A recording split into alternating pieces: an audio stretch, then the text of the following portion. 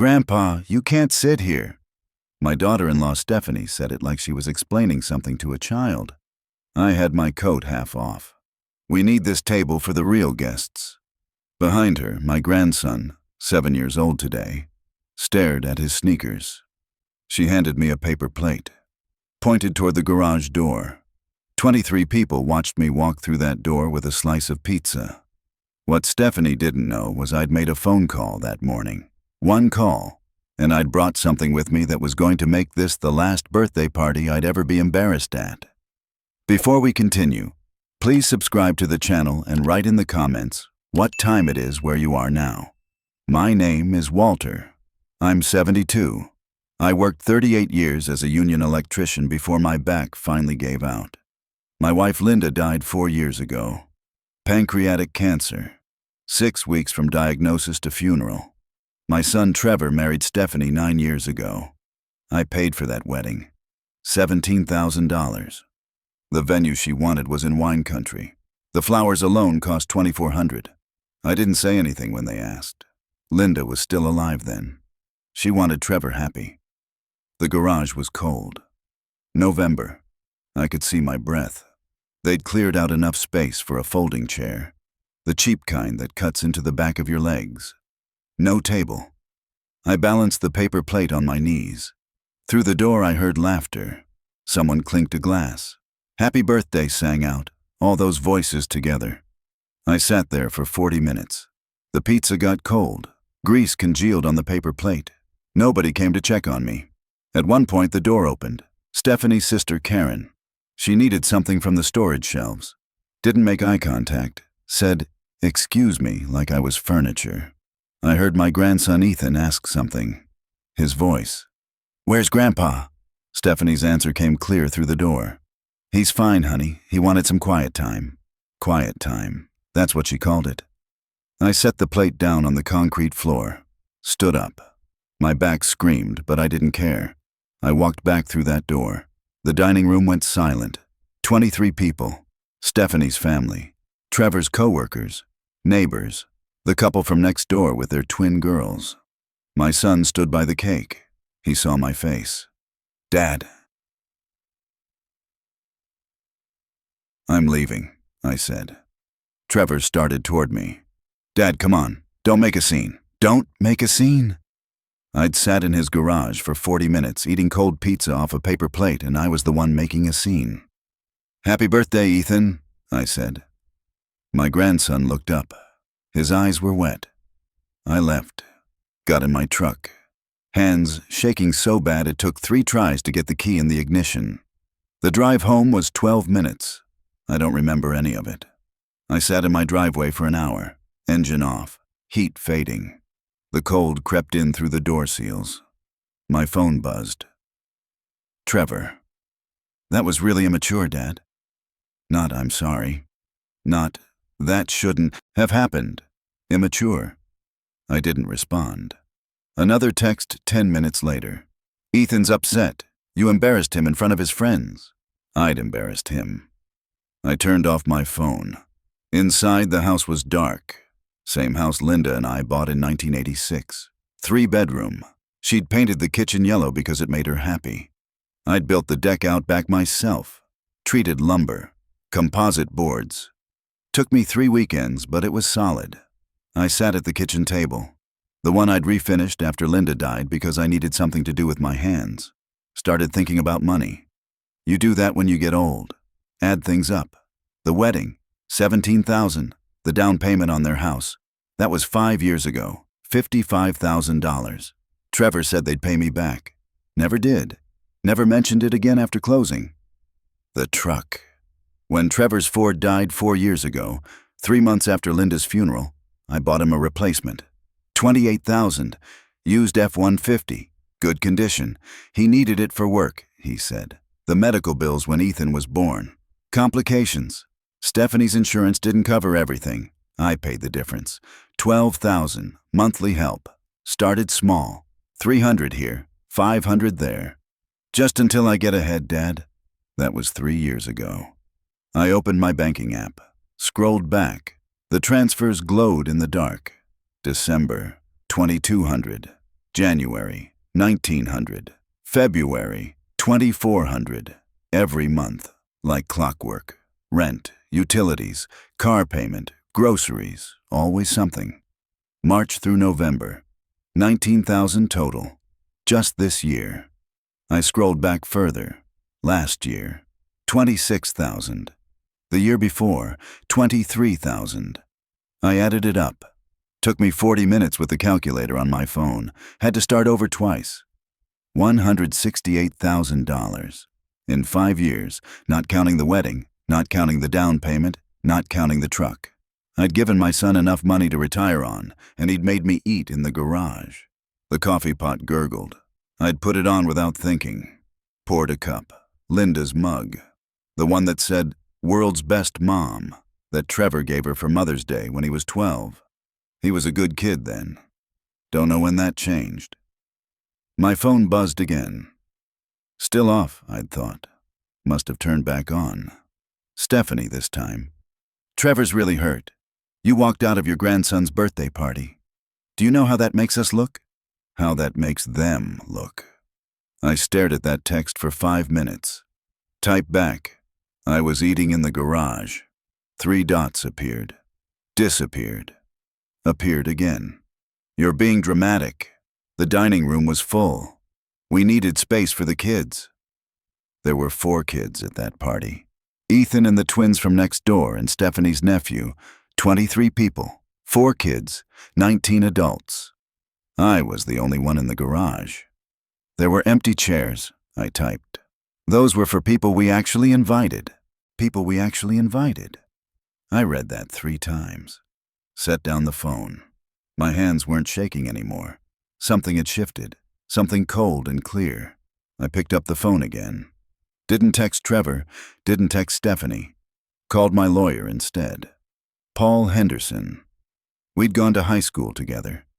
He'd handled Linda's will. Good man. Straight shooter. "Walt," he said. "Little late for you, isn't it?" "I need to make some changes," I said. "To my will." Pause. "What kind of changes?" "Everything," I said. He didn't ask why. That's why I liked Paul. "Come by Monday, 9 o'clock. "I'll be there." I hung up. Sat there in the dark with cold coffee. The kitchen clock ticked. Same clock that had been on that wall for 30 years. Linda bought it at a yard sale. Said it had character. Everything in this house had Linda in it. The yellow walls, the refinished table, the quilt on the back of the couch, her garden outside, dormant now under November frost. Trevor had never once asked what I wanted to do with any of it. Just assumed it would be his someday. The house, the saving, the life insurance, the union pension that paid survivor benefits. He'd already spent it in his head. I could see it now, the way he looked at the house sometimes. Calculating. The way Stephanie talked about the property values in this neighborhood. "Prime location, Walt. You're sitting on equity." Equity. That's what my house was to her. My home. The place where I'd raised my son. Where Linda died in the bedroom with her hand in mine. Equity. My phone buzzed again. Trevor. "Dad, you need to apologize. Stephanie's really upset." I turned the phone off. For real this time. Held down the power button until the screen went dark. Sunday, I went to church. First time since Linda died. She'd gone every week. I'd gone to make her happy. Sat in the back pew. Pastor Michael saw me. Nodded. Didn't make a fuss. That's why Linda liked this church. They left you alone when you needed it. After the service, Barbara Hastings stopped me. She'd been Linda's friend. They'd volunteered together at the food bank. "Walter," she said. "Good to see you." "Barbara." She studied my face. "You all right?" I almost said yes. "That's what you do. You say you're fine." "No," I said instead. She waited. "My son made me eat in the garage yesterday, at my grandson's birthday party." Her expression didn't change, just hardened. "I see. I've given him $168,000 in 5 years. That's specific." I counted. She touched my arm. "Come have coffee." We went to the diner on Oak Street, the one with the red booths and the waitress who'd worked there 40 years. I told her everything, The wedding, the down payment, the truck, the monthly transfers, the text from Stephanie. People we actually invited. Barbara listened, drank her coffee, didn't interrupt. When I finished, she set down her cup. What are you going to do? I saw my lawyer tomorrow, changing my will. She nodded. That's a start. A start? Walter, he thinks you're a bank. You need to close the account. I'm not giving him any more money. Good. But he'll ask. He'll make it an emergency. His car will break down. Ethan will need something. There'll always be a reason. She was right. I knew she was right. What do I do? You tell him no, and you stick to it. He's my son. I know. Her voice was gentle. That's why this is hard. We sat there while the waitress refilled our cups. Linda would be heartbroken, I said. Linda would be furious, Barbara said. At him, not you. Monday morning, 9 o'clock, Paul's office. He had the papers ready. You're sure about this? He asked. I looked at the will, the old one. Everything to Trevor, standard stuff. I'm sure. Who do you want as beneficiary? I'd thought about that, all night Sunday. Split it, I said. Half to the food bank. Linda volunteered there, half to Ethan. In a trust he can't access until he's 25. Trevor can't touch it. Paul wrote it down. The house? Same thing. Trust for Ethan. If something happens to me before he's 25, it gets sold. Money goes into the trust. Trevor and Stephanie get nothing. Understood. He kept writing. Life insurance?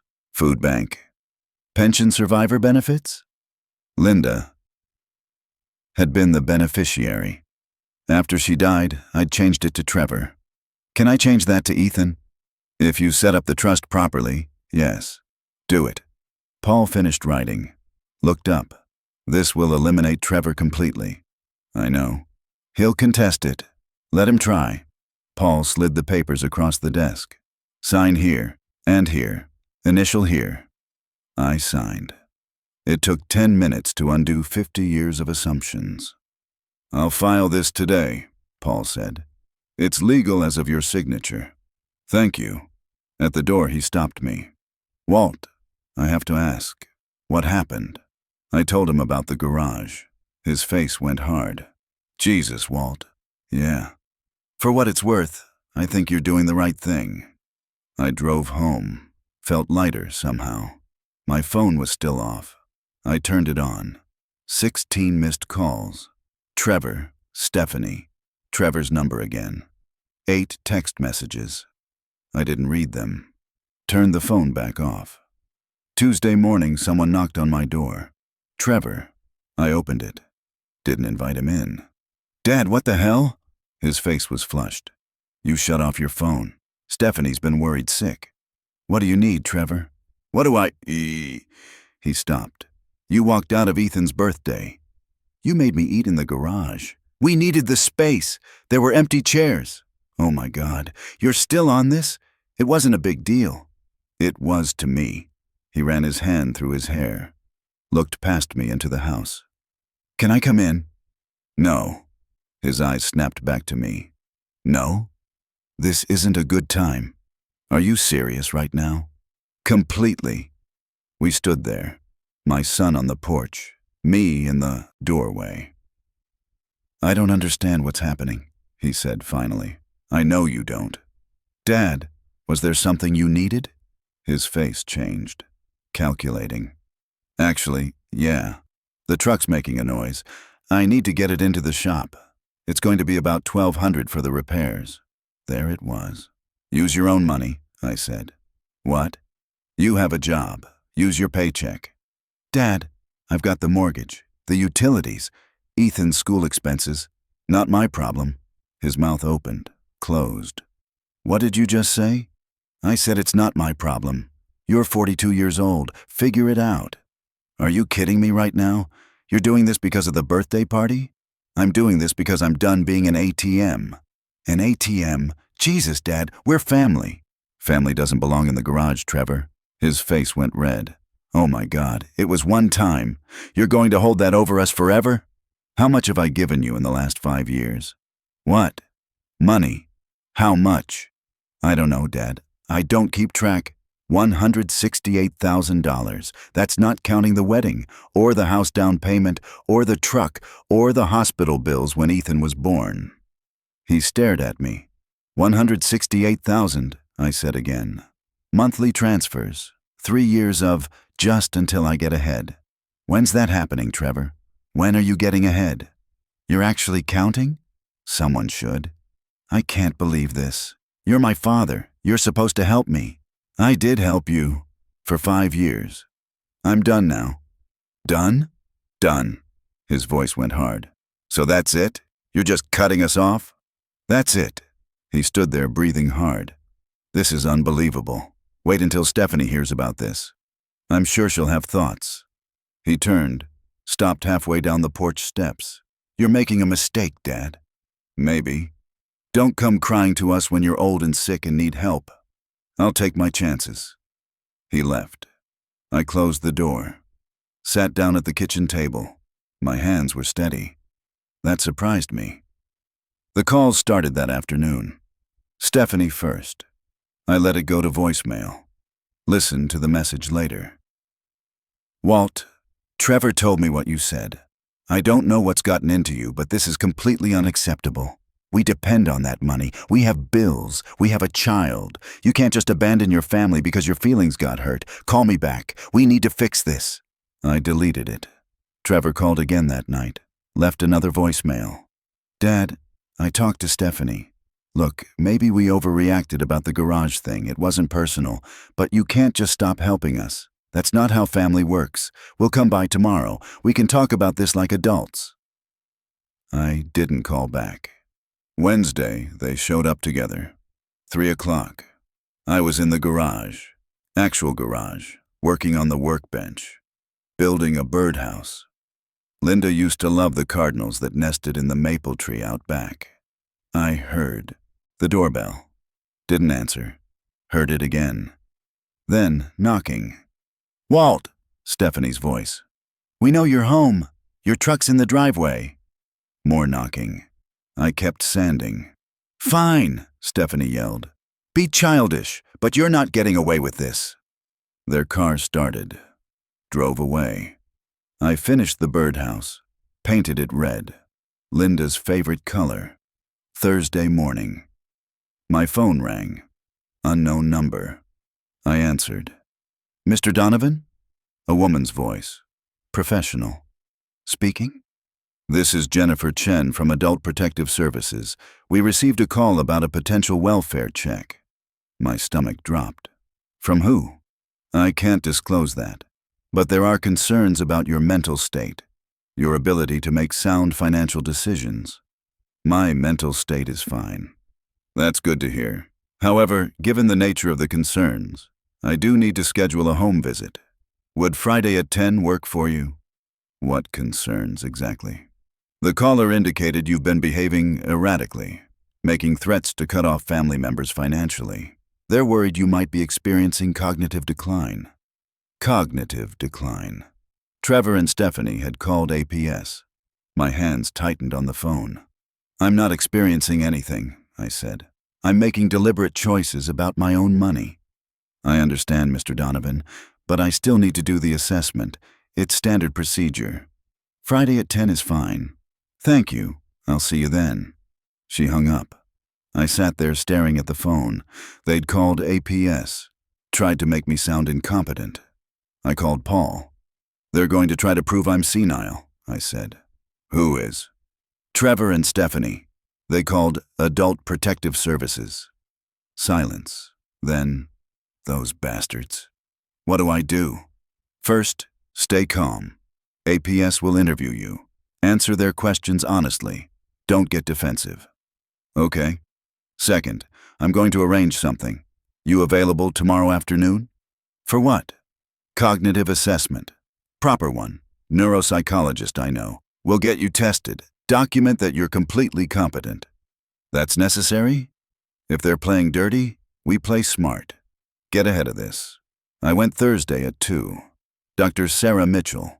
Her office was in a medical building downtown. She spent 3 hours with me. Memory tests. Problem solving. pattern recognition, questions about current events, math problems, reading comprehension. At the end, she smiled. Mr. Donovan, your cognitive function is excellent, better than most people your age. So I'm not crazy? Not even a little bit. I'll have the full report ready by tomorrow morning. Your lawyer will receive a copy. Friday morning, 10 o'clock. Jennifer Chen arrived. She was younger than I expected, maybe 35. Kind eyes. Mr. Donovan, thank you for meeting with me. Come in. She sat at the kitchen table, took out a tablet. I'm going to ask you some questions. Just answer honestly. All right.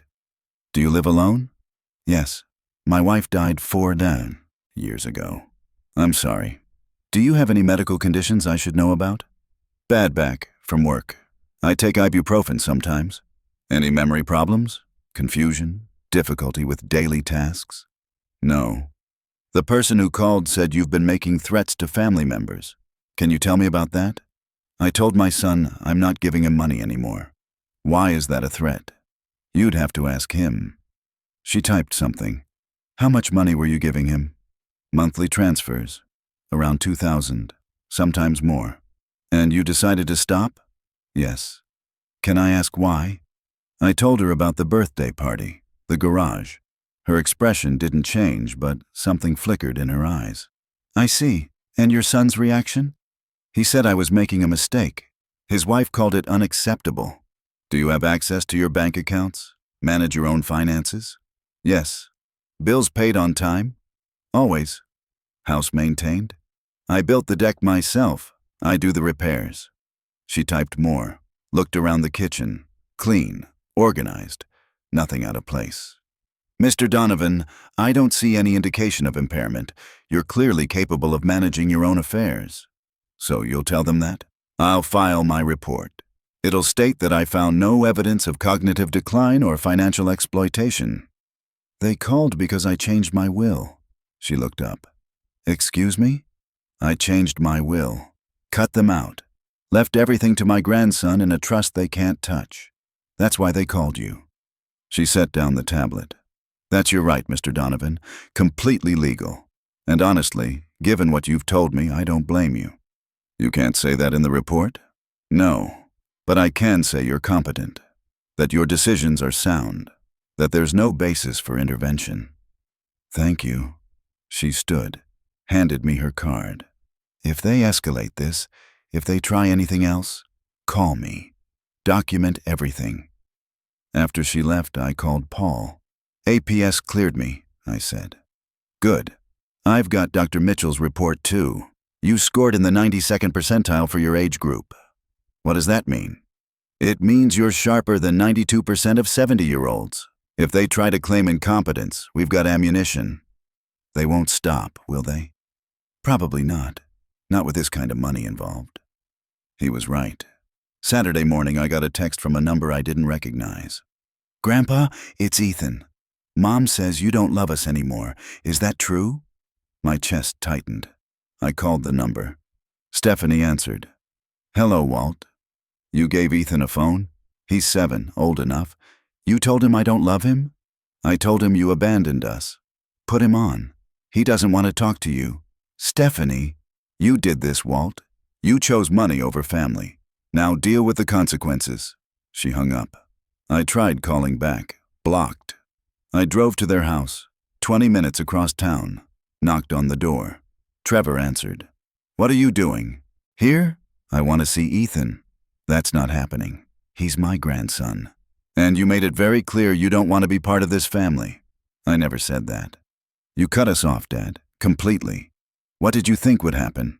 I stopped giving you money. That's not the same as cutting you off. It is to us. Behind him, I heard Ethan. Is that Grandpa? Trevor turned. Go to your room. But now. Small footsteps, a door closing. Trevor, please. You should go, Dad. I want to see my grandson. Then maybe you shouldn't have tried to destroy his family. I didn't. You called APS on yourself. You called APS on me. He blinked. What? Thursday. Jennifer Chen, Adult Protective Services. Ring a bell? His face went pale. I don't know what you're talking about. Someone reported me as incompetent, said I was experiencing cognitive decline. Who else would do that? That wasn't, he stopped. Wasn't what? Stephanie was worried. You were acting crazy. She just wanted someone to check on you. I'm not crazy. I got evaluated. 92nd percentile cognitive function. He stared at me. I'm sharper than most people half my age, Trevor. I'm making deliberate, rational decisions, and you tried to have me declared incompetent. We were worried about you. No, you were worried about the money. That's not fair. You made me eat in the garage. His jaw tightened. We needed the space. There were 19 adults at that party, 4 kids. You couldn't find one chair for me. Oh my God, are you ever going to let this go? No. We stood there. Leave, Dad. Trevor, now. He closed the door. I heard the deadbolt slide. I drove home. Grip so tight on the steering wheel my knuckles went white. That night the Facebook post went up. I don't have Facebook. Never saw the point. But Barbara called me Sunday morning. Walter, you need to see something. What? Stephanie posted about you. It's making the rounds. What did she say? I'm coming over. I'll show you. She arrived 20 minutes later, tablet in hand, showed me the screen. Stephanie's post, 6 paragraphs. My heart is breaking tonight.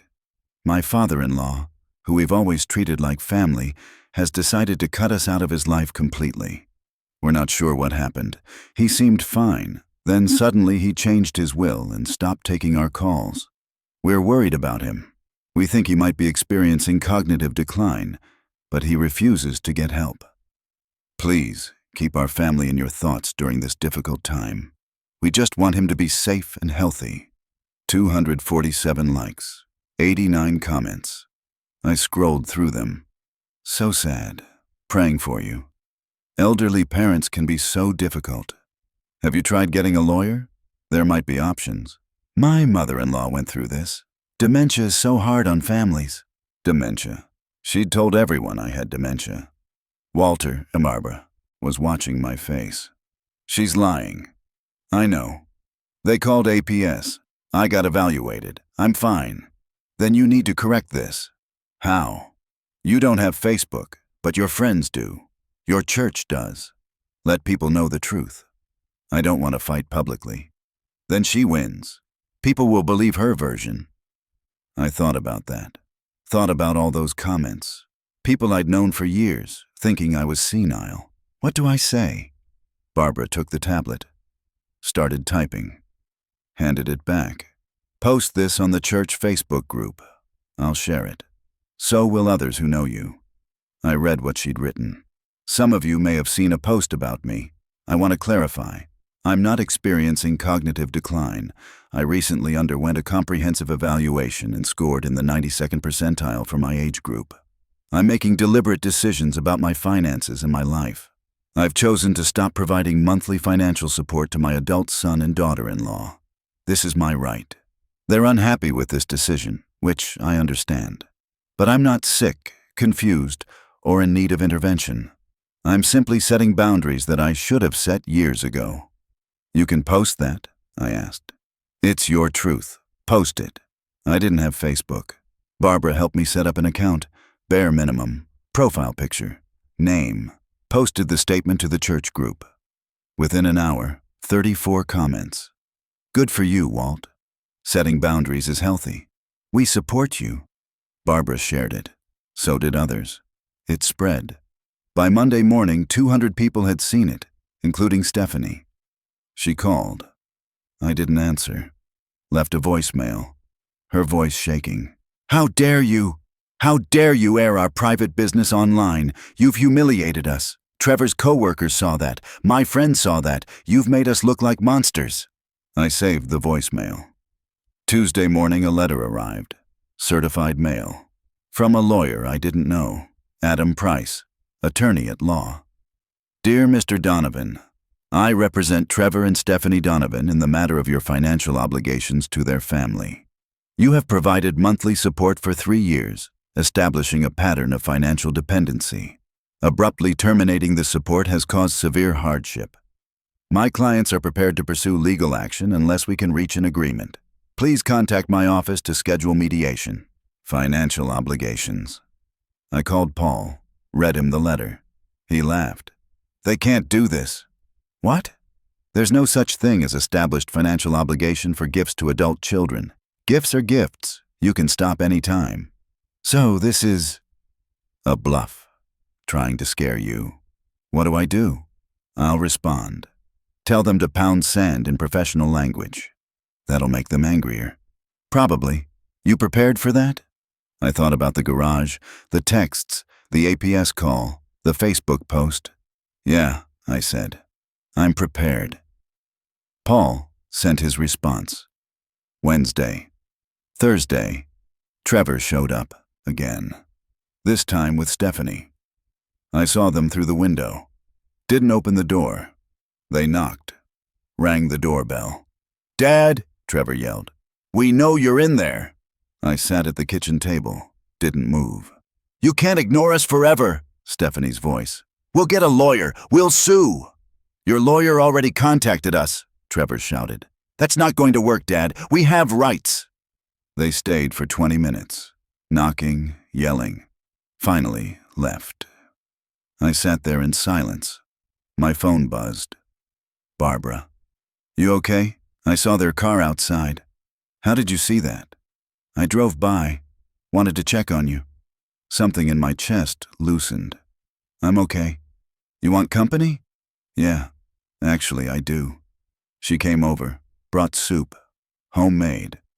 We ate at the kitchen table. They're not going to stop, she said. I know. You prepared for the long game? I don't know. She set down her spoon. Walter, I've known you 30 years. You're one of the most stubborn men I've ever met. You can outlast them. Can I? Yes, but you need to decide if you're willing to. I thought about that. Thought about 5 years of transfers, of just until I get ahead, of watching my savings drain away month after month. Thought about the garage. I'm willing, I said. The harassment continued. Late-night calls from numbers I didn't recognize. I stopped answering. Texts from Stephanie's family members, telling me I was destroying my son's life. I blocked them. A letter from their mortgage company forwarded to my address. Past due notice. With a sticky note. This is your fault. I filed it with the others. Paul said to document everything. So I did. Created a folder. Printed emails, saved voicemails, took screenshots, every attempt, every threat, every manipulation. The folder got thick. November became December. The first snow fell. I cleared the driveway. Same shovel I'd used for 40 years. Handle worn smooth. Barbara invited me to her daughter's house for Thanksgiving. I went, met her grandkids, ate turkey, felt almost normal. December 20th, my phone rang. Trevor. I almost didn't answer, but something made me. Dad. His voice was different, smaller. What? We're going to lose the house. I'm sorry to hear that. That's it? You're sorry? What do you want me to say? The bank foreclosed. We have 60 days. We have nowhere to go. Ethan's going to be homeless for Christmas. You have jobs. You can rent something. With what money? You know what we make. We can't afford rent and the truck and the... Not my problem, Trevor. Silence. Not your problem, he repeated. Your grandson is going to be on the street, and it's not your problem. You could have made different choices. What choices? You cut us off. You destroyed us. I stopped giving you money. If that destroyed you, you were already broken. Jesus Christ, listen to yourself. You've become someone I don't even recognize. Good. Maybe you'll finally see me as something other than an ATM. He hung up. I sat there. The kitchen clock ticked. I felt something. Couldn't name it at first. Then I could. Relief. Because he'd finally said it. Finally admitted it was about the money. All of it. Always. Not about family. Not about love. The money. I called Paul. They're losing the house, I said. I heard. Trevor's lawyer contacted me. What did he say? Asked if you'd reconsider. Helped them with the payments. Said they'd agree to formal loan terms. What did you tell him? That you're not a bank. That you're not interested. Good. Walt, they're going to get desperate. Let them. Christmas came. Barbara invited me to church. I went, sat in the back, sang the hymns Linda used to love. After the service, Pastor Michael approached. Walter, a word? We stepped into his office. I need to tell you something, he said. Trevor and Stephanie came to see me, asked me to talk to you. About what? They said you're punishing them, hurting your grandson. They wanted me to convince you to help them financially. What did you say? I said I'd talk to you. I didn't say I'd do what they wanted. He leaned back in his chair. Barbara told me what happened. The birthday party, the APS call, all of it. She shouldn't have. She was right to. Walter, you're doing the right thing. Am I? Yes, you're setting boundaries. They're testing them. This is what children do, even 40-year-old children. They're going to lose their house. That's not your responsibility. They're adults. Ethan will suffer. Ethan is learning what happens when adults make poor choices. That's a valuable lesson. I wanted to believe him. They hate me now, I said. Probably. For now. Maybe forever. But you'll hate yourself if you keep enabling them. I went home, sat in the dark. Linda's Christmas decorations were still in the attic. I hadn't put them up since she died. This year felt the same. Dark, empty. December 28th, Barbara called. There's a foreclosure auction scheduled for Trevor's house, January 15th. How do you know that? Public records. I've been watching. Why? Because I want you to be prepared. They're going to come after you hard when it's official. She was right. January 2nd, Stephanie showed up. With Ethan. She knocked. I saw them through the window. My grandson in his winter coat. Too thin. He'd grown. I opened the door. Stephanie? We need to talk. I don't think Ethan wants to see you. My grandson looked up. His eyes were red. Something cracked in my chest. Hi, Grandpa, he said quietly. Hi, buddy. Stephanie's hand was on his shoulder. Tight. Tell him, she said to Ethan. He looked at the ground. Tell him what you told me. I miss you, Ethan whispered. The crack widened. I miss you too, I said. Tell him the rest. Stephanie's voice was hard. Ethan's lip trembled. Mom says, we're losing our house because of you. I looked at Stephanie. Her face was triumphant. That's not true, I said to Ethan. Then why won't you help us? Tears now. Don't you love us anymore? I love you very much. Then why? That's enough. Stephanie pulled him back. You see what you've done, Walt? You see what your selfishness has caused? Get off my porch. Excuse me? You're using him. Using your son to manipulate me. Get off my porch. We're homeless in 2 weeks. Then I suggest you find an apartment. With what money? You took everything. I never took anything. I stopped giving. There's a difference. We needed that money. You're adults. Figure it out. She stared at me, face twisted. You're a miserable old man, she said. You're going to die alone. And when you do, we're not coming to your funeral. She dragged Ethan away. He looked back once, face wet. I closed the door, stood there shaking. Not from fear, from rage. She'd used him, coached him, brought him here as a weapon. I called Paul. They brought Ethan, I said, voice tight. Jesus. Made him tell me he misses me, that they're homeless because of me. That's parental alienation. What? Using the child to manipulate the grandparent, turning him against you. It's a form of emotional abuse. Can we do anything? Document it. Write down everything that was said, date and time, every detail. Why? Because if they keep this up, there might be grounds for a report to Child Protective Services. I think parents who use their 7-year-old as a weapon to extort money aren't making good choices, and someone needs to watch that. I wrote it all down. Ethan's words, Stephanie's face, the way her hand gripped his shoulder, added it to the folder. January 15th came. The auction was at 10 a.m. Steps of the county courthouse. I didn't go. Barbara did, called me after. House sold, she said, to an investment company, $78,000 below market value. That's what happens in foreclosure? That's what happens when you stop paying your mortgage. Where will they go? I don't know, Walter, but it's not your job to know. That night, Trevor called. It's done, he said. We're out. 30 days to vacate. I'm sorry. No, you're not. You wanted this. You punished us, and now you got what you wanted. That's not... We're moving in with Stephanie's parents, 4 of us in their basement. Ethan's sharing a bedroom with his cousin. This is your legacy, Dad. You destroyed your family over your hurt feelings.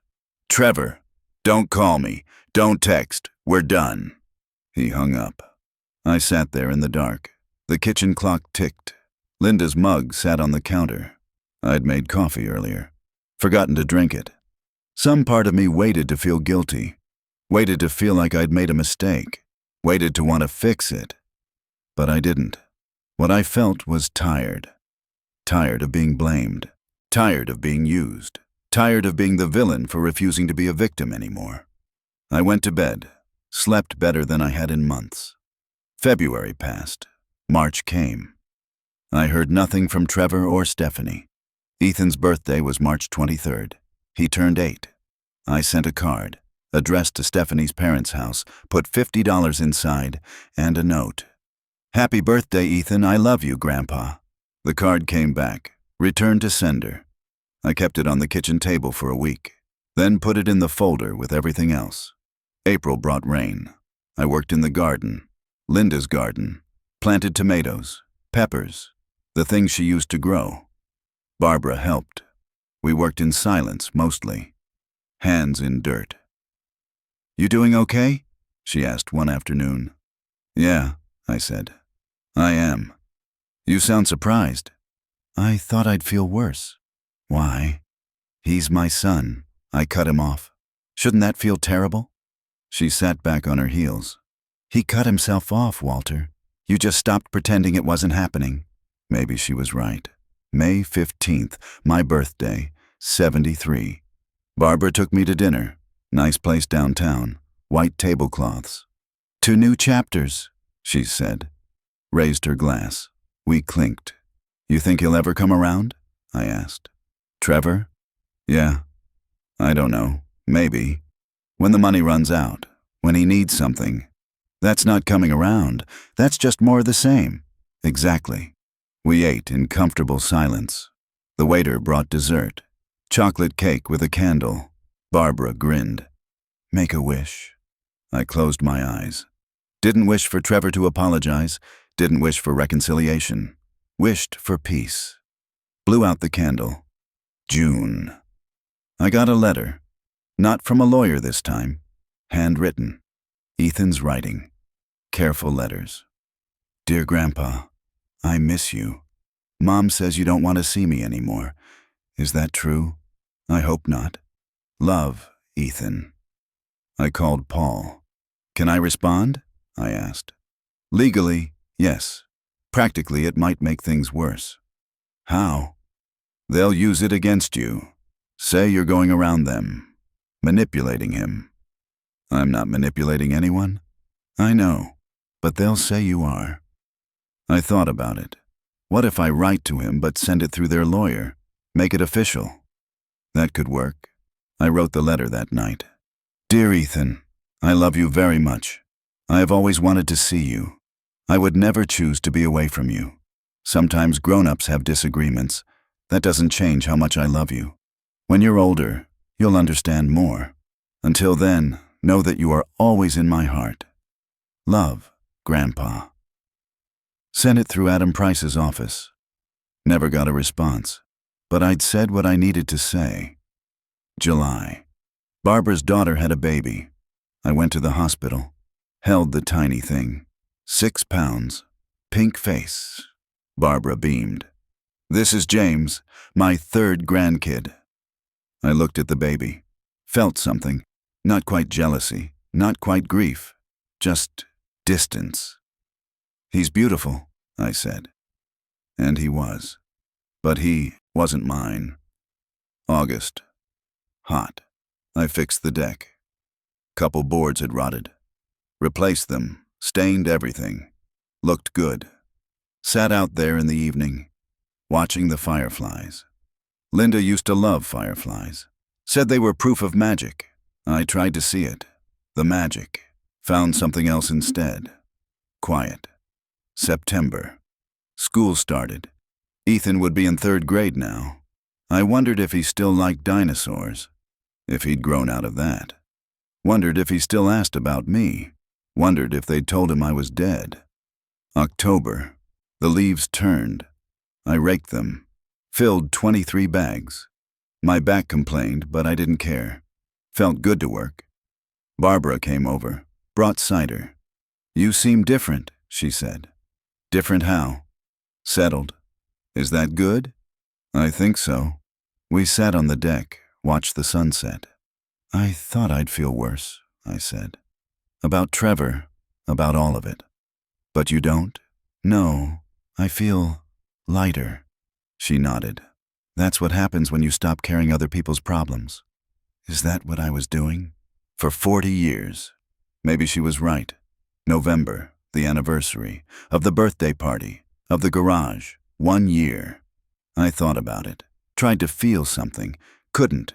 It was just a day, Thanksgiving, Barbara's again, her whole family, loud, chaotic, good. Her grandson, James, was 4 months old now, fat and happy. "You want to hold him?" Barbara's daughter asked. "Sure." The baby was warm, solid, grabbed my finger with surprising strength. I felt something then. Not regret, not longing, just peace. This wasn't my family, but I could be here, part of it, adjacent to it. That was enough. December, Christmas season. This year, I put up the decorations. Linda's decorations, the lights, the tree, the ornaments she'd collected. It felt right. Barbara helped. We worked in comfortable silence. "You're rebuilding," she said. "What?" "Your life. You're rebuilding it." "I guess I am." "That's good, Walter." Christmas Eve. Church service. Candlelight. I sat in the back, sang the carols, Silent Night, Linda's favorite. I made it through without crying. Afterward, Pastor Michael found me. "How are you, Walter?" "Good," I said. "Actually good." "I'm glad." "You heard from Trevor?" "No, but I pray for him, for all of you." "Thank you." "You're welcome at our Christmas dinner tomorrow. Barbara's coming, her whole crew." "I'll be there." And I was. It was good. January, New Year, the start of something. I woke up on New Year's Day thinking about Linda. Not sad, just remembering the way she laughed, the way she hummed while she cooked. The way she looked at me like I was still the man she married 40 years ago. She'd been gone 4 years, but she was still here, in the yellow kitchen walls, the garden, the refinished table, in me. February. Ethan turned 9. I sent another card. No return address this time, didn't come back. I hoped he got it. March.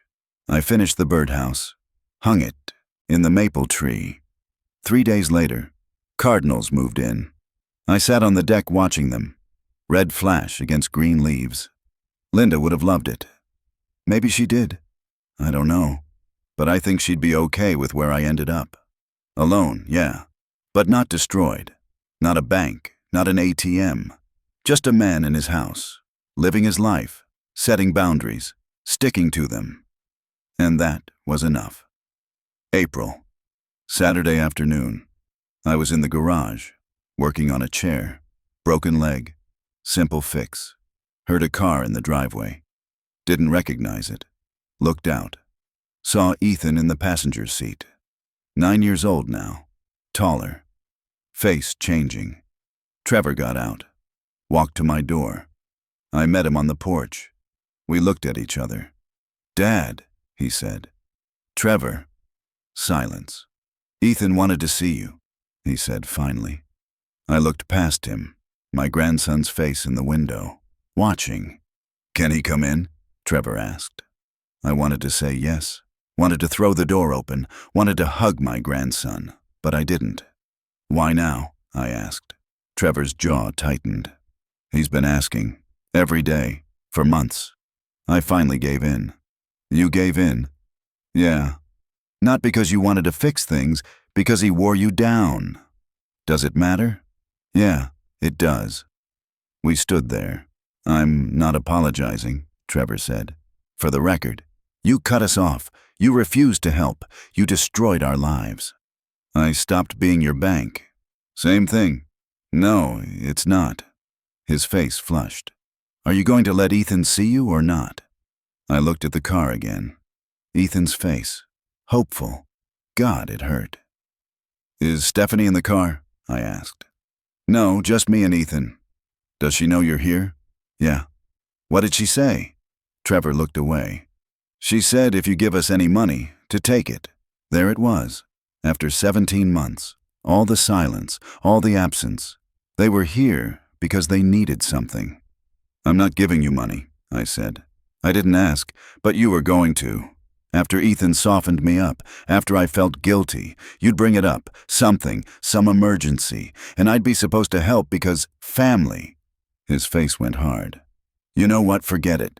This was a mistake. He turned. Wait, I said. He stopped. Ethan can come in.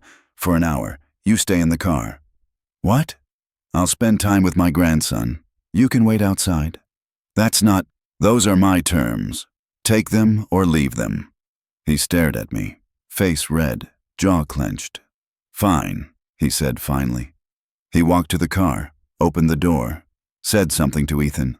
My grandson got out, walked toward me slowly. I knelt down, ignored my back screaming. Hi, buddy, I said. Hi, Grandpa. He was taller, skinnier, face more serious. You want to come in? He nodded. We went inside. I made hot chocolate, the real kind. Milk and cocoa powder. Linda's recipe. Ethan sat at the kitchen table, same table where I'd taught Trevor to play chess 40 years ago. I missed you, Ethan said quietly. I missed you too. Mom said you didn't want to see me anymore. I sat down, looked at him. That's not true, I said. I always wanted to see you, but your parents and I had a disagreement. Sometimes that happens with grown-ups. About what? Money stuff. Boring adult things. Mom said you were mean. I probably was.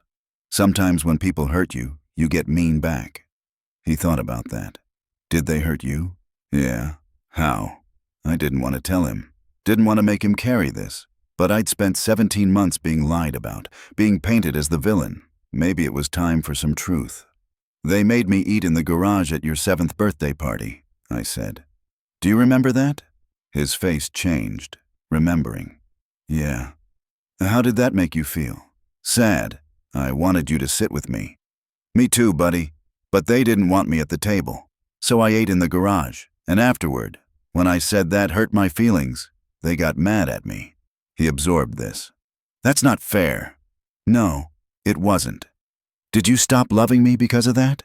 God, no. I reached across the table, took his hand. I never stopped loving you, not for 1 second, even when I couldn't see you, even when they said bad things about me. I always loved you. His eyes filled. I thought you hated us. Never.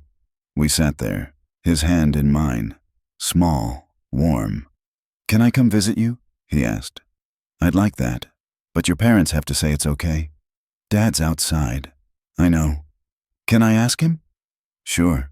He ran to the window, waved at the car. Trevor got out, came to the door. I opened it. Can I come visit Grandpa sometimes? Ethan asked. Trevor looked at me, face unreadable. I don't know, bud. Please? We'll see. Dad, I said we'll see. The hardness in his voice. Final. Ethan's face fell. It's okay, I said to Ethan. Maybe someday. But I knew the truth. Trevor would dangle this. Use it. Come back when he needed something. Let Ethan visit as a reward for compliance. I'd be a bargaining chip. Forever. Unless I changed the game. Actually, I said. Trevor, can we talk? Outside? He looked suspicious. Why? 5 minutes. Ethan can stay inside. I don't. 5 minutes. He followed me onto the porch. We stood there. Winter air cold. What? He said. You can bring Ethan here. Once a month. 2 hours. Saturday afternoons. Why would I do that? Because he wants to see me, and because it's the right thing to do. You cut us off. You don't get to make demands. It's not a demand. It's an offer. What do you get out of it? Time with my grandson. That's it? That's it. He studied my face, looking for the catch. No money? He asked. No money. What about? Nothing, Trevor. I'm not fixing your life, not paying your bills, not bailing you out. I just want to see Ethan. Why should I believe you? Because I'm putting it in writing, through my lawyer. Visitation agreement. No financial obligations, just time. He was quiet. Why? He asked finally. Because he's my grandson. And because even if you and I never fix this, he shouldn't lose me. Something flickered in his face. Almost looked like shame. Almost. I'll think about it, he said. You do that. He went to the door, called Ethan. My grandson came out, gave me one last look. Bye, Grandpa. Bye, buddy. They left. I stood on the porch, watched the car disappear. Barbara's car pulled up 5 minutes later. I saw them leave, she said. You okay? Yeah. What happened? I told her. She listened, face thoughtful. You think he'll agree? She asked. I don't know. And if he doesn't? Then I tried. She nodded. That's all you can do. We went inside. She made tea. We sat at the kitchen table. Same table where everything had fallen apart. You're different, Barbara said. How? You're not angry anymore. Was that true? I thought about it. The rage that had burned for 17 months, hot and constant. Where had it gone? I think I'm just tired, I said. Of what? Being hurt, being mad, fighting. So what now? Now I wait. See if Trevor takes the offer. See if Ethan gets to visit. And if not, then I keep living my life, working on the house, spending time with friends, going to church, watching the cardinals in Linda's birdhouse. That's enough. It has to be. She reached across the table, squeezed my hand. For what it's worth, I think you did good, Walter. We'll see. March passed. April came. No word from Trevor. I kept living. Fixed the fence. Painted the shed. Planted the garden. May. My 74th birthday. Barbara threw a party. Small.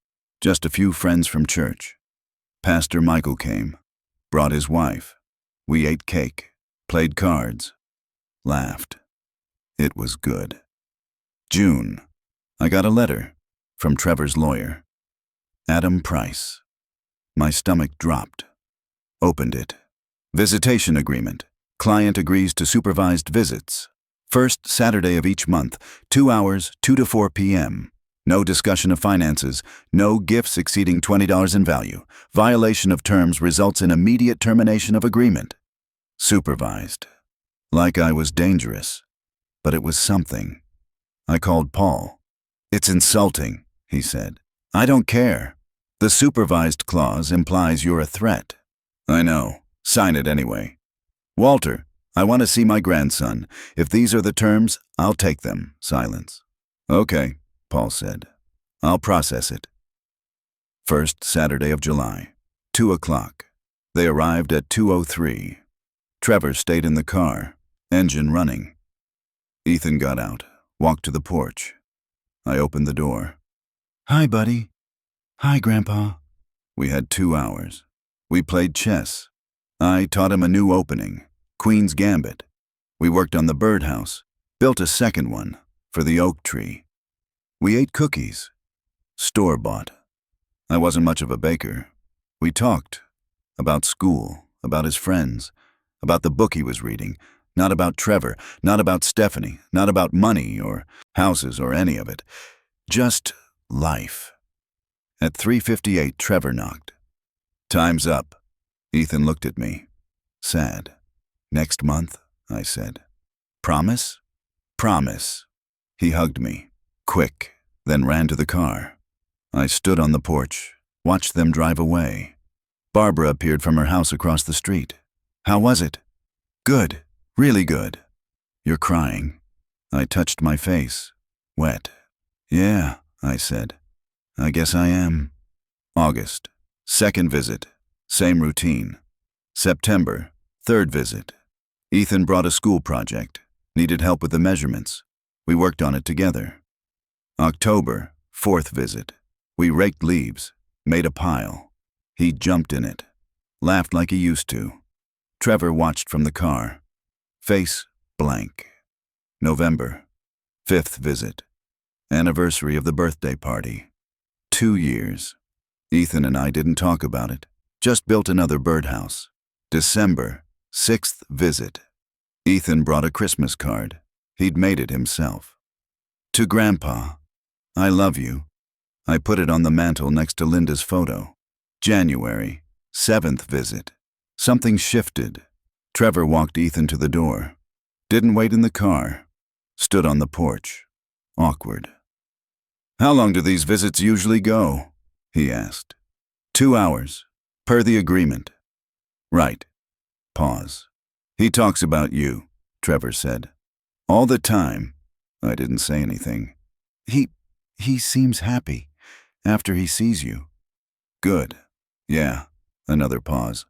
Look, Dad, don't. He stopped. I don't need an apology, I said. I don't need an explanation. I just need you to keep bringing him here. He nodded slowly. Okay.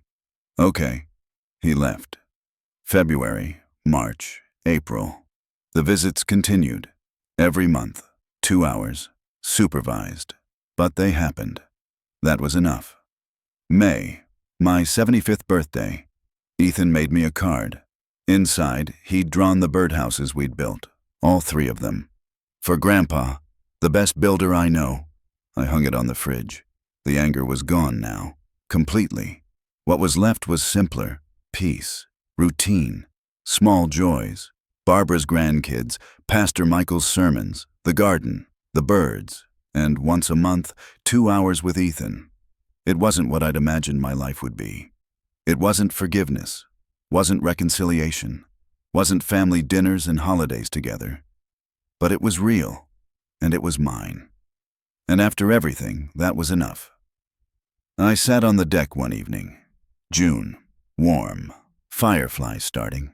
Thought about Linda, wondered what she'd think of all this. The boundary I'd set, the price I'd paid, the life I'd rebuilt. I think she'd understand, hope she'd be proud. The fireflies danced, yellow light in darkness. Magic, Linda used to say. I watched them, tried to see it, and maybe I did. Not in forgiveness, not in reconciliation, but in survival, in standing up, in saying no, in building something new from what was left. That was magic too. Different magic. Quieter, but real. I sat there until the stars came out. Then I went inside, made coffee, Linda's mug, sat at the kitchen table. The house was quiet, just the clock ticking. But it wasn't empty. It was full of choices, boundaries, dignity, full of a life I'd taken back, one painful decision at a time. And that was enough, more than enough. It was everything. If you liked this story, please like it, subscribe to the channel, and share your impressions in the comments. To listen to more stories, click on the window on the right. Thank you for being with us.